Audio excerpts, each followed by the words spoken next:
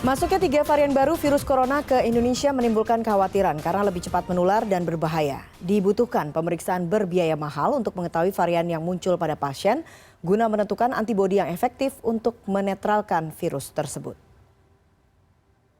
Data Kementerian Kesehatan menunjukkan 3 dari 4 varian baru virus corona yang diwaspadai dunia telah masuk Indonesia. 3 varian baru tersebut adalah B117 asal Inggris yang penularannya lebih cepat, B1351 asal Afrika Selatan yang diduga menyebabkan penurunan efektivitas vaksin, dan B1617 dari India yang belum bisa dipastikan tingkat penularan hingga fatalitasnya pada pasien. Upaya mendeteksi varian virus yang muncul pada pasien sangat penting dilakukan guna menentukan antibodi untuk menetralkannya. Namun, hal itu tidak bisa dilakukan dengan metode tes PCR biasa, melainkan dengan pengurutan genom utuh. Pemeriksaan menggunakan komputasi dan algoritma kompleks bioinformatika ini diketahui berbiaya cukup mahal dan memerlukan waktu lama. Analisis sequencing genom ini sendiri memerlukan waktu. Dari sejak persiapan hingga analisis hasil sequencing tersebut. Sekiranya kita membutuhkan waktu 2 hari hingga 2 pekan, tergantung dari kapasitas laboratorium dan SDM-nya. Untuk biayanya sendiri membutuhkan antara 8 hingga 15 juta rupiah per sampel, tergantung dari alat dan reagen yang digunakan.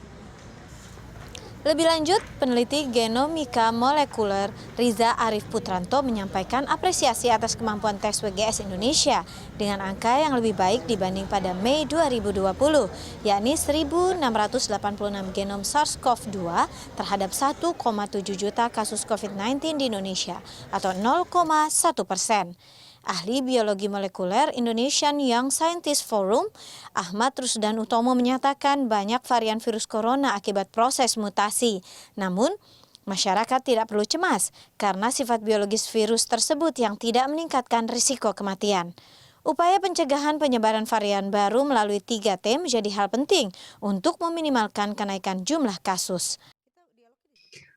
Yang penting kenali biologinya saja dulu. Ya, biologi dari virus ini, apapun variannya, dari data yang kita ketahui ya, pertama, tidak mengubah perangai morbiditas dan mortalitas, itu dulu. Jadi, belum ada bukti, ya bahkan hingga saat ini, bahwa varian baru itu membuat orang lebih mudah sakit, belum ada bukti bahwa kalau terkena varian ini lebih cepat meninggal, nggak ada bukti seperti itu. Yang ada kecenderungannya memang nampaknya lebih mudah menular. Tapi juga T kedua ini kunci. Karena ada 3T kan, test, trace, treat. Nah, Indonesia itu lemah di trace, yaitu di kontak telusur. Padahal ini kunci untuk mengenali super spreader, gitu kan. Nah, ini yang harus makin diperkuat. Jadi pastikan indeksnya tadi itu 1 orang 20-25 orang itu tetap dikejar, gitu ya. Apakah mungkin dengan antigen, apakah dengan PCR, ini adalah kunci. Hingga 18 Mei, 26 pasien COVID-19 dari ketiga varian baru telah teridentifikasi di tanah air.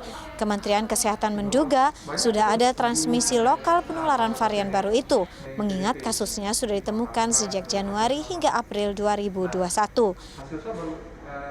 Disiplin menerapkan protokol kesehatan sangatlah penting untuk menghindari penularan dan meminimalkan penyebaran varian baru COVID-19 di tengah masyarakat. Sufiani Tanjung, Fikri Adin, Jakarta.